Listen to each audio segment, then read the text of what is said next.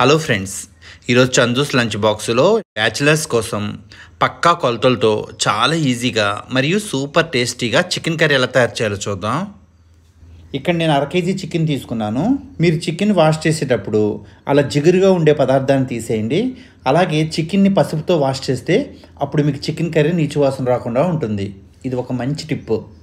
ఇక్కడ నేను ఆశీర్వాద్ కారం, ఎవరెస్ట్ చికెన్ మసాలా మరియు ధనియాల పొడి మరియు స్వస్తిక్ కంపెనీ అల్లం వెల్లుల్లి పేస్ట్ ప్యాకెట్లు చిన్న సైజు ఒక 2 తీసుకోవడం జరిగింది. మీడియం సైజు ఉల్లిపాయలు 2, చిన్న సైజు టమాటాలు 2 పచ్చిమిర్చి, ఒక రెబ్బ కరివేపాకు మరియు కొంచెం కొత్తిమీర తీసుకోవడం జరిగింది. మీరు చికెన్ వాష్ చేసుకున్న తర్వాత ఆ వాటర్ అంతటిని పూర్తిగా డ్రైన్ చేసేసి ఇప్పుడు చికెన్ని మ్యారినేషన్ చేసుకోవాలి.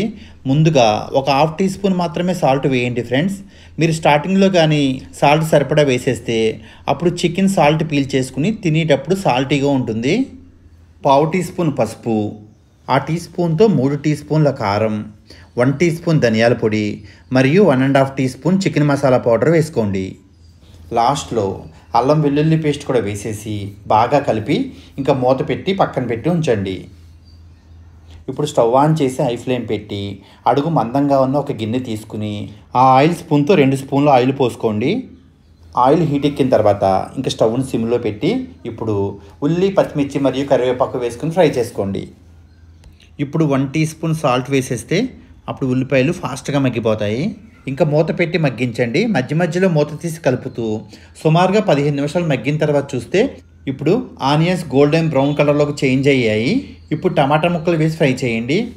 సుమారుగా 5 నిమిషాలు ఫ్రై అయిన తర్వాత చూస్తే ఇప్పుడు టమాటాలు 50% మగ్గాయి. ఇప్పుడు ఆల్రెడీ 1 అవర్ పాటు మ్యారినేషన్ అయిన చికెన్ వేసుకుని ఫ్రై చేసుకోండి. మీరు చికెన్ వేసిన వెంటనే హై ఫ్లేమ్లో పెట్టుకుని చికెన్ కలర్ చేంజ్ అయ్యేంత వరకు హై ఫ్లేమ్లో ఒక 2 నిమిషాల సేపు ఫ్రై చేయండి. ఈ రెసిపీ అంతా నేను సిమ్లోనే చేశాను ఫ్రెండ్. జస్ట్ చికెన్ వేసినప్పుడు మాత్రమే ఒక హై ఫ్లేమ్లో 2 మినిట్స్ పెట్టాను. ఈ పాయింట్ గమనించగలరు. హై ఫ్లేమ్లో 2 మినిట్స్ ఫ్రై అయిన తర్వాత మళ్ళీ స్టవ్ను సిమ్లో పెట్టి ఇప్పుడు ఇంకో 1 టీ స్పూన్ సాల్ట్ వేసుకుని బాగా కలిపి ఇంకా మూత పెట్టి ఫ్రై చేసుకోండి. మధ్య మధ్యలో మూత తీసి కలుపుతూ సుమారుగా 15 నిమిషాలు మగ్గిన తర్వాత ఇప్పుడు చికెన్ మునిగేంత వరకు వాటర్ పోసుకోండి. నాకు ఆ పెద్ద గ్లాస్తో 1.5 గ్లాస్ వాటర్ పట్టింది. ఒకసారి బాగా కలిపి ఇంకా మూత పెట్టి ఉడికించండి. అలా ఉడుకుతూ ఉన్నప్పుడు కొంచెం కొత్తిమీర కూడా వేసుకోండి. సుమారుగా 50 నిమిషాలు సిమ్లో ఉడికిన తర్వాత చూస్తే ఇప్పుడు గ్రేవీ కొద్దిగా చిక్కబడింది. ఆ కన్సిస్టెన్సీలో ఉండగా మీరు స్టవ్ ఆపేస్తే కర్రీ చల్లారేటప్పటికి అప్పుడు ఇంకొంచెం చిక్కబడుతుంది. ఒకసారి వాటర్ పోసిన తర్వాత సిమ్లో ఉడికితేనే అప్పుడు చికెన్కి ఉప్పు కారం బాగా పడుతుంది. అలాగే చికెన్ కూడా పర్ఫెక్ట్గా ఉడికి జ్యూసీగా చాలా టేస్టీగా ఉంటుంది.